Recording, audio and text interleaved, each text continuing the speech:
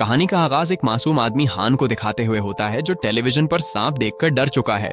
हान की छोटी और प्यारी बेटी बाओ जो जानती है कि उसके वालिद की जहनी हालत आम लोगों जैसी नहीं है, वो अपने वालिद को पुरसुकून करती है और खुद से उनके कपड़े पर कढ़ाई किया हुआ फूल दिखाती है, जिसे देखकर हान खुश हो जाता है। तभी बाओ को याद आता है कि वो स्कूल के लिए लेट हो रही है। हान फौरन अपनी छोटी बेटी को लेकर स्कूल छोड़ने निकल जाता है। जहनी तौर पर थोड़ा कमजोर होने के बावजूद उसकी मासूम बेटी बाओ अपने के साथ बेहद खुश है और उनसे बहुत प्यार करती है। बाओ इधर आओ। अपनी बेटी को स्कूल छोड़ने के बाद हान रोज की तरह अपने काम यानी गैस सिलेंडर की डिलीवरी करने निकल जाता है और सबसे पहले उन ग्राहकों को सिलेंडर पहुंचाता है जिन्होंने पहले से ऑर्डर दिया था। और हाँ दोस्तों, कमेंट में जरूर बताना कि आजकल आपको सिलेंडर की डिलीवरी मिल रही है या नहीं। खैर आगे बढ़ते हैं। हान की एक ग्राहक है, एक रेस्टोरेंट की मालकिन जिसे हम कुकी कह सकते हैं। कुकी हमेशा सज धज कर रहती है ताकि उसके रेस्टोरेंट में ग्राहकों का हुजूम लगा रहे, लेकिन डिलीवरी के दौरान हान की नजर एक सांप पर पड़ जाती है और वो चलाना शुरू कर देता है। कुकी के ग्राहक कहीं भड़क न जाएं, इसलिए कुकी बिना कुछ समझे हान को रेस्टोरेंट से भगा देती है। वहीं घर लौटने से पहले हान का रोज का एक असूल है, वो स्कूल में अपनी बड़ी बेटी सेसी जो बाओ की बड़ी बहन है उससे मिलने जरूर जाता है। लेकिन जहाँ छोटी बेटी बाओ अपने वालिद को वैसे ही अपनाती है जैसे वो हैं, वहीं बड़ी बेटी सेसी का बर्ताव उसके बिल्कुल उलट है। सेसी को अपने वालिद के साथ खड़े होने में भी शर्मिंदगी महसूस होती है। ये बात तब साफ दिखती है जब सेसी अपने दोस्तों के सामने हान को अपना वालिद मानने से ही इनकार कर देती है और उन्हें वहीं छोड़कर चली जाती है।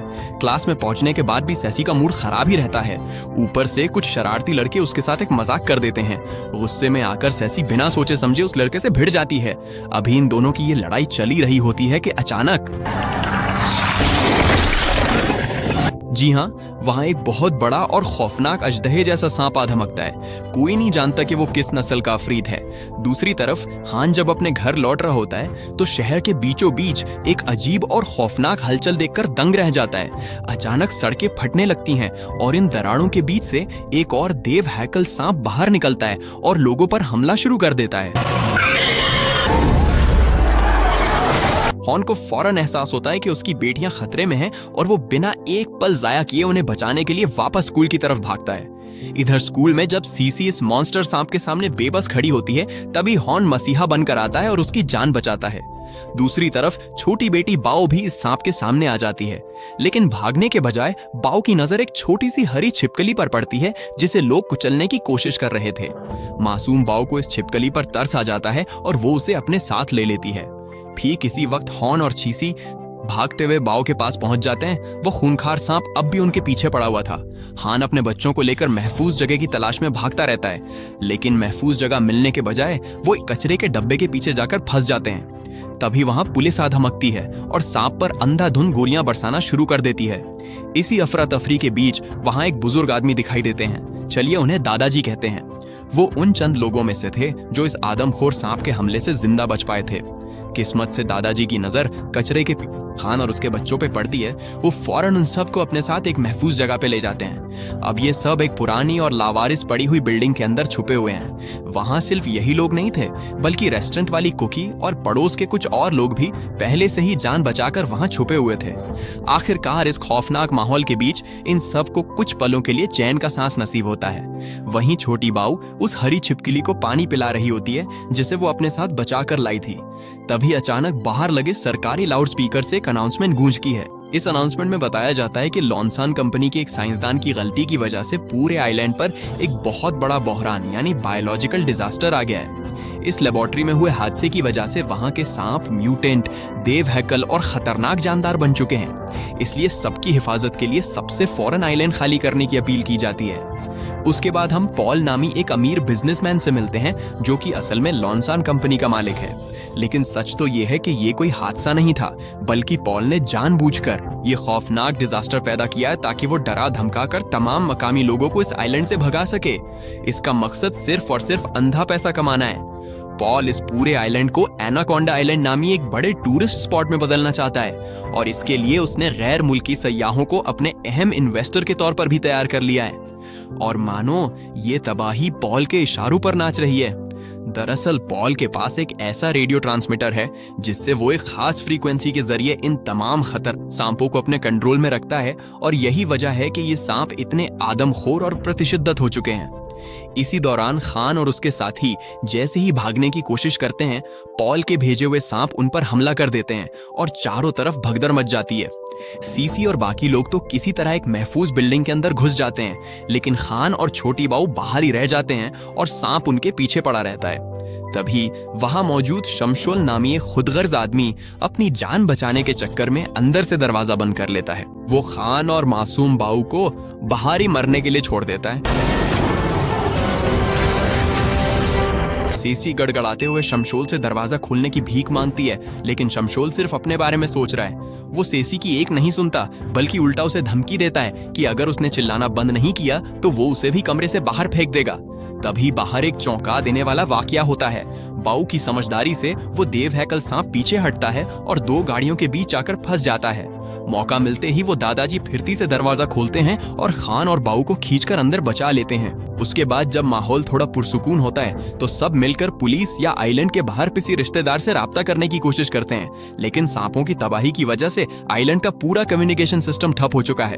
तमाम फोन और नेटवर्क बंद हैं और अब वो सिर्फ खुदा के भरोसे किसी रेस्क्यू टीम का इंतजार कर सकते हैं। इस मुसीबत के बीच अचानक उनके कानों में एक आवाज गूंजती है और सब छत की तरफ भागते हैं, जहाँ एक हेलीकॉप्टर ठीक उनकी बिल्डिंग के ऊपर उड़ रहा था। उम्मीद की एक नई किरण जागती है। वहीं दादाजी कुछ फ्लेयर गन निकालते हैं ताकि रेस्क्यू टीम की नजर उन पर पड़ सके। खुशकिस्मती से रेस्क्यू टीम उन्हें देख भी लेती है। अब सब काफी खुश हो चुके थे, लेकिन आगे ये मंजर देखकर सब लोग घबरा जाते हैं और यहाँ से भागने के लिए किसी गाड़ी की तलाश में लग जाते हैं। वहीं हान को अपनी बेटियों की फिक्र सताने लगती है। वो नहीं चाहता कि उसकी मासूम बेटी बाव दोबारा किसी मुसीबत में फंसे, इसलिए हान एक बहुत बड़ा फैसला लेता है। वो एक जलती हुई फ्लेयर गन उठाता है और इस देव हैकल सांप का ध्यान भटकाने के लिए उसे अपनी तरफ खींचने लगता है, जिसके बाद वो रस्सी के सहारे बिल्डिंग से नीचे उतरने की कोशिश करता है, लेकिन खतरा अभी टला नहीं था। हान किसी तरह सांप से बचकर भागते हुए गाड़ी के अंदर घुसने की कोशिश कर रहा होता है, लेकिन वो बदतमीज शमशोल अपनी हरकतों से बाज नहीं आता। वो बुजुर्ग दादाजी पर चिल्लाने लगता है कि गाड़ी को और तेज भगाओ और हान को यहीं छोड़ दो, मगर दादाजी एक रहमदिल इंसान थे। वो शमशोल की बात अनसुनी करके जानबूझकर गाड़ी की रफ्तार धीमी कर देते हैं ताकि हान अंदर आ सके। रफ्तार धीमी होने के बाद आखिरकार हान गाड़ी के अंदर आ जाता है, लेकिन थोड़ी ही दूर जाकर रास्ते के बीचों बीच उनकी गाड़ी का पेट्रोल खत्म हो जाता है। तभी छोटी बाऊ की नजर एक रेलवे स्टेशन पर पड़ती है जो कुछ ही दूरी पर था, जिसके बाद सब फौरन उस स्टेशन की तरफ पैदल ही निकल पड़ते हैं। दूसरी तरफ पॉल एक बार फिर अपना रेडियो ट्रांसमीटर चालू कर देता है। स्टेशन पहुंचकर ट्रेन के अंदर जाते ही पता चलता है कि वो दादाजी असल में पहले एक लोको पायलट रह चुके थे। वो बिना वक्त गिनवाए ट्रेन के इंजन को चालू करने की कोशिश में लग जाते हैं। बाकी लोग डब्बों की तलाशी ले रहे होते हैं ताकि ये पक्का किया जा सके कि ट्रेन के अंदर कोई सांप तो नहीं छुपाए। इसी बीच तलाशी के दौरान सेसी और कोकी डर जाती हैं क्योंकि सीट के नीचे एक आदमी छुपा हुआ था, बल्कि और भी कुछ लोग वहां छुपे थे और अब इस आइलैंड पर कोई भी जगह महफूज नहीं बची थी, इसलिए सब लोग एक दूसरे की ढाल बनना ही सही समझते हैं। इसके बाद ट्रेन का इंजन जैसे ही स्टार्ट होता है, दादाजी बिना एक पल गिनवाए ट्रेन को सीधे बंदरगाह की तरफ दौड़ा देते हैं ताकि सब इस जहन्नम बने आइलैंड से हमेशा के लिए बाहर निकल सकें। वहीं ट्रेन के अंदर बाऊ दादाजी को अपनी वो हरी छिपकली दिखाती है, जिसका साइज देखकर दादाजी की आंखें फटी की फटी रह जाती हैं, क्योंकि अभी कुछ ही घंटे पहले ये एक मामूली सी छिपकली थी, लेकिन इतनी जल्दी इसका साइज पहले से 2 गुना बड़ा हो चुका था। इसी बीच जब मासूम बाऊ दादाजी से पूछती है, दादाजी आप मेरे साथ इतने अच्छे क्यों हैं, तो दादाजी की आंखें नम हो जाती हैं। वो बताते हैं कि कभी उनकी भी एक पोती थी जो बिल्कुल बाऊ की उम्र की थी, जिसे वो बहुत प्यार करते थे, लेकिन एक दर्दनाक हादसे में उसने दम तोड़ दिया। आज बाऊ जैसी अच्छी बच्ची को अपने सामने देखकर दादाजी को ऐसा लग रहा था मानो उन्हें उनकी खोई हुई पोती वापस मिल गई हो। उनकी बातें चल ही रही थी होती हैं कि अचानक पीछे वाले डब्बे में हलचल होती है, जहां एक प्रसरार शख्स दिखाई देता है जिसने अपने चेहरे पर केमिकल इंडस्ट्री में इस्तेमाल होने वाला एक खास मास्क पहन रखा था, जिसे हान धक्का देकर गिरा देता है। इस आदमी का नाम साकी है। साकी पर सब टूट पड़ते हैं कि आखिर इसका इरादा क्या था। साकी डर कर सबको बताता है कि वो इसी लेबोरेटरी का एक साइंसदान है और वो अपने इसी आखिरी तजुर्बे वाले जानदार को ढूंढ रहा है। जो लैब से भाग निकला है। और अब जरा सोचें कि वो मखलूक कौन थी। वो मखलूक कोई और नहीं बल्कि वही छिपकली थी जिसे बाव ने पाल रखा था, और अब तो कुछ ही मिनटों के अंदर उसका जिस्म और भी ज्यादा बड़ा होने लगा था। साकी खौफजदा हालत में वार्निंग देता है कि इस छिपकली को इसी वक्त खत्म करना होगा, क्योंकि अगर इसे अभी नहीं मारा गया तो ये भी उन्हीं आदमखोर सांपों की तरह एक इंतहाई खूनखार और देव हैकल मॉन्स्टर बन जाएगी। साकी की ये बात सुनते ही बाव का बिल टूट जाता है और हान और बाव दोनों ही इस बात की मुखालफत करते हैं, क्योंकि वो हरी छिपकली सिर्फ बाव की बातें मानती थी और हान एक बाप होने के नाते कभी नहीं चाहता था कि उसकी बेटी का दिल टूटे। इसलिए इन सब के दरमियान बहस शुरू हो जाती है। अभी ये तकरार चल ही रही होती है कि अचानक साकी और बाकी लोग इंतहाई बेरहमी दिखाते हैं। वो हान और उसकी बेटियों को ट्रेन के पिछले डब्बे में अकेला छोड़कर दरवाजा बंद कर देते हैं। ठीक इसी वक्त जब वो आदमखोर सांप हान पर हमला करने के लिए सामने आ जाता है, लेकिन जैसे ही दादाजी को इस गद्दारी का पता चलता है वो गुस्से से लाल हो जाते हैं। वो साकी को जान से मारने की धमकी देकर दरवाजा खोलने पर मजबूर करते हैं, लेकिन बाऊ की जान बचाने के लिए दादाजी खुद मौत के मुंह में कूद जाते हैं। वो एक डंडे पर कपड़ा लपेटकर उसमें आग लगा देते हैं और उस मशल से सांप को डराने की कोशिश करते हैं। शुरू में तो ये तरीका काम कर जाता है, लेकिन तभी अचानक पॉल का रेडियो ट्रांसमीटर एक बार फिर ऑन हो जाता है। इस बार इससे निकलने वाले सिग्नल इतने तेज थे कि सबके कान फटने लगते हैं। इस खौफनाक फ्रीक्वेंसी का असर बाव के छिपकली पर भी पड़ता है। वो फौरन बाव के बैग से बाहर निकल आती है और देखते ही देखते अब वो छिपकली पूरी तरह से एक म्यूटेंट मॉन्स्टर में बदल जाती है। लेकिन इतनी बड़ी होने के बाद भी वो बाव का हुक्म मान रही थी, मगर कोई अनहोनी ना हो जाए। डर से हान फौरन सबको वहां से भागने के लिए कहता है, क्योंकि तभी और भी कई सांप वहां आ धमकते हैं। दादाजी समझ जाते हैं कि अब उनके बचने का कोई रास्ता नहीं है। वो हान से चिल्लाकर कहते हैं कि वो कोकी और बच्चों को लेकर ट्रेन की छत पर चढ़ जाए, जबकि वो खुद नीचे रहकर इन सांपों को रोकेंगे। दादाजी को इस बात का गम नहीं था कि वो नहीं बचेंगे, क्योंकि उनके लिए सबसे जरूरी बात ये थी कि वो अपनी पोती जैसी मासूम बाऊ को इस तबाही से महफूज देखना चाहते थे। दूसरी तरफ जब पॉल को पता चलता है कि वो छिपकली अब म्यूटेंट बन चुकी है, कंट्रोल से बाहर है, तो वो और उसकी कंपनी के बड़े अफसरान एक खौफनाक फैसला करते हैं, ये कि वो इस पूरे जजीरे का नामो निशान ही मिटा देंगे, ताकि सारे सबूत और गवाह हमेशा के लिए दफन हो जाएं। इधर ट्रेन की छत से दूसरे डब्बे में वापस लौटने के बाद साकी, जिसने वॉकी टॉकी कानों में लगा रखी थी, वो सबको पॉल का इरादा बता देता है और उन्हें जल्द से जल्द लेबोरेटरी की तरफ चलने को कहता है, ताकि वो वहां से मदद बुला सकें। लेकिन जैसे ही सब वहां से निकलने वाले होते हैं कि तभी एक ऐसा सांप सामने आता है जो पहले वाले सांपों से भी कई गुना ज्यादा बड़ा और खौफनाक था। इस बार अपनी जान से प्यारे बच्चों के लिए हान खुद को कुर्बान करने का फैसला करता है।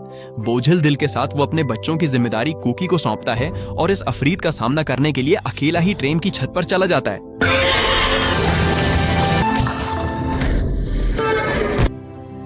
कुछ ही देर में कुकी और बच्चे बेहिफाजत नीचे उतर जाते हैं और खुशकिस्मती से हान भी किसी तरह ट्रेन में होने वाले धमाके से बचकर सही सलामत वापस आ जाता है।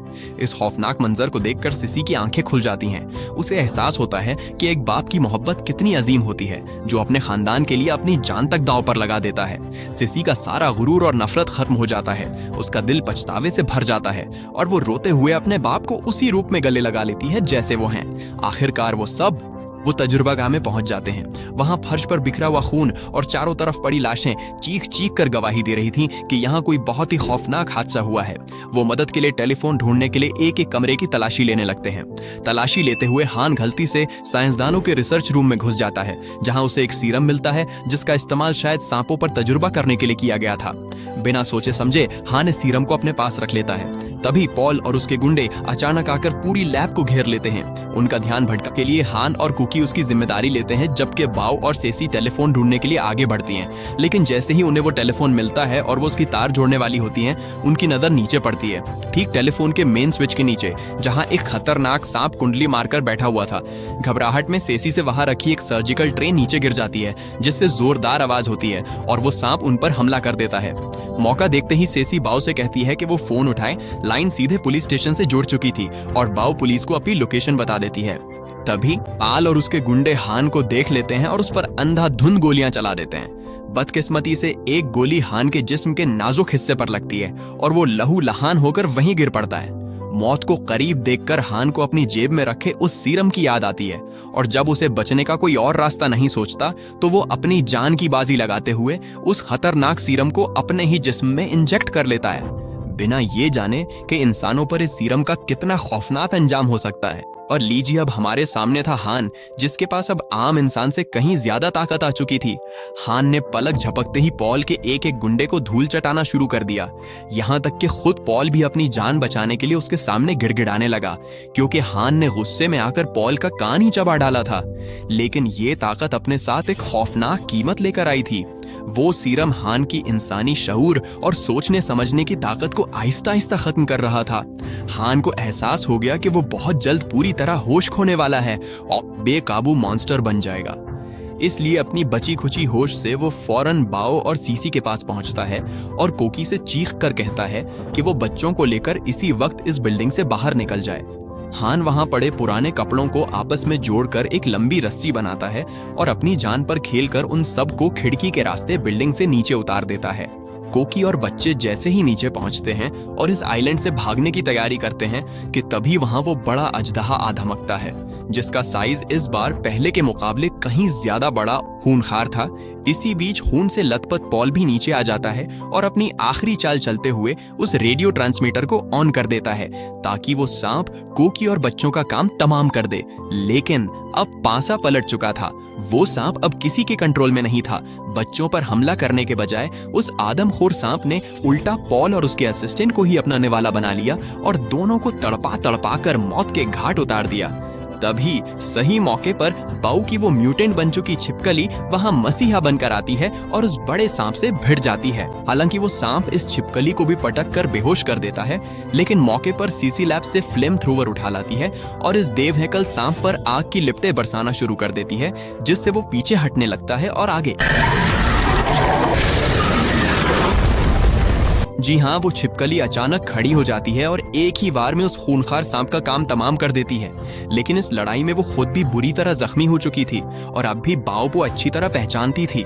तभी वहां रेस्क्यू टीम आकर इस लैब को मुकम्मल तौर पर तबाह कर देती है और इस तरह इस खौफनाक मंजर का इख्तिताम होता है। इस होलनाक हयातियाती आफत के कुछ दिनों बाद जजीरे के बच जाने वाले लोग अपने तबाहशुदा शहर को दोबारा संवारने में लग जाते हैं। दूसरी तरफ छोटी बाओ और उसकी बड़ी बहन सीसी अब अपनी जिंदगी का आगाज करती हैं। वहीं कहानी के आखिर में हमें पता चलता है कि वो दादाजी भी जिंदा हैं। साथ ही इस सीरम ने हान को मॉन्स्टर बनाने के बजाय उसकी जहनी हालत को बिल्कुल ठीक कर दिया था। तो दोस्तों, ये कहानी कैसी थी कमेंट में जरूर बताना और एक लाइक भी कर देना। तब तक के लिए बाय बाय।